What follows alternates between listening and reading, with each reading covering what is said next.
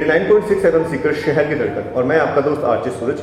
आज हम लोग आए हैं यूरो इंटरनेशनल स्कूल में और यही यहाँ अभी मेरे साथ बैठे हैं शिवराम चौधरी सर, जो कि डायरेक्टर है यूरो इंटरनेशनल स्कूल के। सर बहुत बहुत स्वागत आपका हमारे कार्यक्रम में। जैसा कि सर हमारे कार्यक्रम का नाम है मेरा शहर मेरा अभिमान, और इस तथ्य को सत्य करते हैं आपकी ये चीज़ें कि जहाँ से आपने शुरू किया था वहाँ से लेके अब तक का जो आपका सफ़र है वो बहुत ही बेहतरीन माना जा सकता है, क्योंकि आपने बहुत अच्छे तरीके से बच्चों को बहुत अच्छी शिक्षा दी है, अच्छे संस्कार दिए हैं। आपके द्वारा स्कूल से पढ़ाए गए बहुत से बच्चे आज एक अच्छे मकाम पर एक सक्सेसफुल लाइफ जी रहे हैं। तो सर सबसे पहले तो मैं आपसे ये जानना चाहूँगा कि आपकी शुरुआत आपने कब की और किन विजन्स के साथ में की? Thank you very much, thanks a lot for giving me the platform.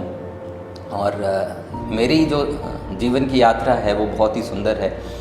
मैं एक इंग्लिश का लेक्चरर था और गवर्नमेंट जॉब मैंने जब छोड़ी तो मेरा एक सपना था कि मैं सीकर शहर में शिक्षा का एक ऐसा प्लेटफॉर्म क्रिएट करूं जहां से बच्चा जब निकल के विश्व के किसी भी कोने में जाए तो उसको इन्फीरियरिटी कॉम्प्लेक्स नहीं आए कि मैं एक छोटी जगह से पढ़ा हुआ हूँ।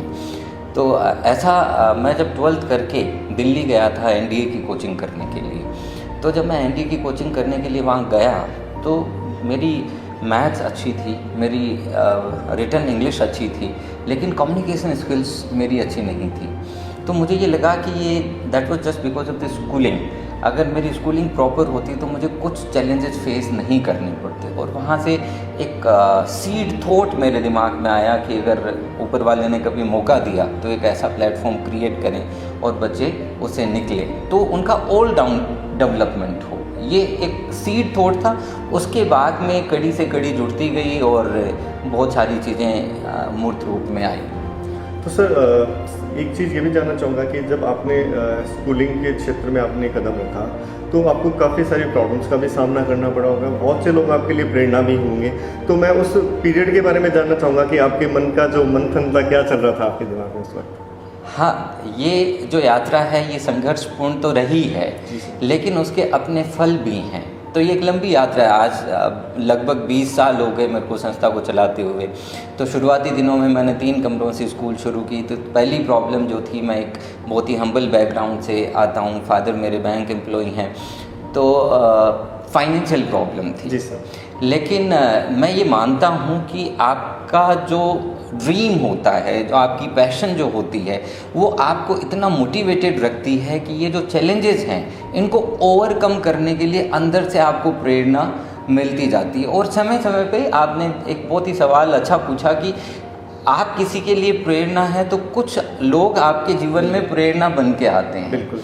तो एक छोटा सा इंसिडेंट मेरे को आज सुबह ही याद आया, ऐसे ही सोचते सोचते कि आज अपन मिलने वाले हैं। तो ये 2005 की बात है। यहाँ पे राम गोपाल जी पारिक सीआई होते थे कोतवाली में, और वो मेरे से मिलने आए। उनसे मेरे अच्छे संबंध भी बन गए थे, तो मेरे अच्छे मित्र हैं। तो उन्होंने कहा कि शिवराम, मैं सरकारी नौकरी में हूँ और सरकारी नौकरी जो है उसमें आपकी एक बैंडविड्थ है जिसमें आप प्ले कर सकते हो। उसके बाद में अगर आपको कुछ इनोवेशन करना हो तो कुछ लिमिटेशंस आपकी आ जाती हैं। और फाइनेंशियली अगर आप देखो तो 35 साल के जीवन में अगर आप 1 लाख रुपए महीना सैलरी मानते हो तो 3.5 करोड़ 4 करोड़ रुपए पूरे साल, पूरे जीवन में 35 साल की नौकरी में आप कमाओगे। और यहाँ पे आप ये अगले 5 साल में कमा सकते हो। उन्होंने ये एक मेरे को अनकॉन्शियसली टारगेट दे दिया और बिलीव मी, मैंने 5 साल में उसको पूरा भी कर दिया। तो जब आप किसी एक बड़े उद्देश्य के लिए चलते हैं तो ये एक यूनिवर्सल स्कीम है जिसमें ये पावर्स प्ले करते हैं और वो किसी को भेजते हैं प्रेरणा बना के। आपको एक सेंटेंस ऐसा दे के जाते हैं और आप उस पर सोच के काम करना शुरू करते हो। तो ये जीवन में it's not my personal journey. अगर हम लिस्ट बनाएं तो 1000 से ऊपर लोग होंगे जिन्होंने पिछले 20 साल में कहीं ना कहीं मेरा साथ दिया, मेरा हाथ पकड़ा, मेरे को हौसला दिया। इतने लोगों की लंबी लिस्ट है तो उसका नाम तो नहीं, लेकिन I am very grateful to all the people जिन्होंने इस जर्नी में कंट्रीब्यूट किया। सर जैसा कि आपने बताया कि आप English lecture government English lecturer थे, आप भी 9 to 5 की एक लाइफ जी सकते थे, बहुत कंफर्टेबल लाइफ जी सकते थे, फिर ये चैलेंज लेने के पीछे क्या रीज़न रहा सर? इतना बड़ा चैलेंज कि नहीं मुझे 9 to 5 वाली कंफर्ट लाइफ नहीं चाहिए, उसका क्या कारण था? जितने भी एंटरप्रेन्योर्स होते हैं उनमें एक चीज़ होती है कि वो अपने कंफर्ट जोन में नहीं रहना चाहते, वो हमेशा अपनी लिमिट्स को पुश करना चाहते हैं। तो वो कहीं अंदर से एक आवाज़ आती है कि मेरे पास जो मेरा पोटेंशियल है उसका मैं ऑप्टिमम यूटिलाइजेशन करूं। और यहाँ जब आप अपना प्लेटफॉर्म क्रिएट करते हैं तो आपको वो फ्रीडम होती है, आप एक्सपेरिमेंटेशन कर सकते हैं, आप इनोवेट कर सकते हैं। तो वो कंफर्ट जोन से निकल के ये चैलेंज स्वीकार करना अपने आप में फ्रूटफुल एक रिजल्ट देता है। तो वो जो अंदर से जो आवाज़ आती है, अगर आप उसको सुनते हो तो आपको आगे से आगे रास्ते मिलते जाते हैं। तो एंटरप्रेन्योरशिप की जर्नी ऐसी है और वो अंदर आपको बैठने नहीं देती। तो उस वक्त जब मैंने सरकारी नौकरी छोड़ी तो स्कूल शुरू किया, तो उस वक्त इतनी बैंडविड्थ थी कि एक प्री स्कूल शुरू करें। 2007 में डैफोडिल्स के जो डायरेक्टर हैं संजीव सर, वो मेरे जीवन में आए। उनके साथ काम करते करते ये लगा कि नहीं, प्री स्कूल से ऊपर भी कुछ सोचा जा सकता है। उस वक्त मैं एक अब्दुल कलाम की बुक पढ़ रहा था, इग्नाइटेड माइंड। तो उसमें उन्होंने बहुत सुंदर चीज़ लिखी कि हो सकता है कि आप अपने जीवन से संतुष्ट हैं, लेकिन आपके चारों तरफ बहुत सारे ऐसे लोग हैं जिनको उस प्लेटफॉर्म की ज़रूरत है। तो आप उनके लिए अगर कुछ एक्स्ट्रा करेंगे तो उस प्लेटफॉर्म को आप भी इंजॉय करेंगे और बाकी लोगों को भी ग्रोथ अपॉर्चुनिटी मिलेगी।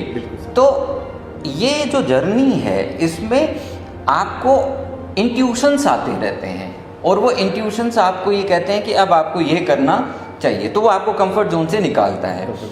2015-16 में मैंने रॉबिन शर्मा की एक वर्कशॉप अटेंड की, 2 दिन की वर्कशॉप थी। तो उस वर्कशॉप में मुझे ये लगा कि मैं अपना जो पोटेंशियल है, जो एनर्जी है, उसका और यूज कर सकता हूँ। तो उस वक्त कोड विद्या पिक्चर में आया। वो हमने ऐसा एक एटेक प्लेटफॉर्म क्रिएट किया बच्चों को कोडिंग सिखाने के लिए।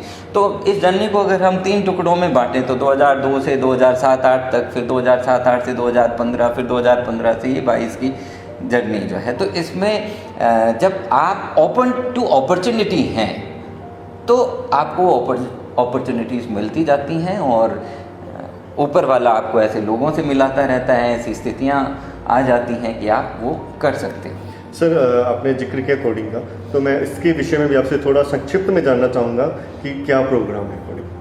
कोडिंग सिंपल भाषा में अगर अपन देखें तो जैसे आप और मैं बात कर रहे हैं तो हम इंग्लिश और हिंदी और मारवाड़ी का यूज़ करते हैं, तो वैसे ही मशीन्स के साथ इंटरेक्ट करने के लिए जो लैंग्वेज यूज की जाती है वो कोडिंग है। जी सर। तो जिस भाषा में हमने कंप्यूटर को मैसेज देना है वो अलग अलग प्रोग्रामिंग लैंग्वेजेस हैं और उसको हम कोडिंग कहते हैं। वो बच्चे को सिखाई जाती हैं और वो मशीन्स के साथ इंटरेक्ट करके ऐप बनाना, वेबसाइट बनाना, कुछ गेम्स क्रिएट करना और बड़े प्लेटफॉर्म क्रिएट करना, ये सिंपल कोडिंग है। जिस तरह कोडिंग के विषय में हम पूरे खुल के बाद अगले इंटरव्यू में ज़रूर करेंगे। तो सर मैं एक चीज़ और, ये लास्ट मान लीजिए, ये लास्ट क्वेश्चन है मेरा आपसे कि 3 रूम की क्लास से लेके आज 300 रूम के कैंपस तक के सफ़र में आपने बहुत कुछ सीखा, बहुत कुछ लोगों ने आपको देख के सीखा।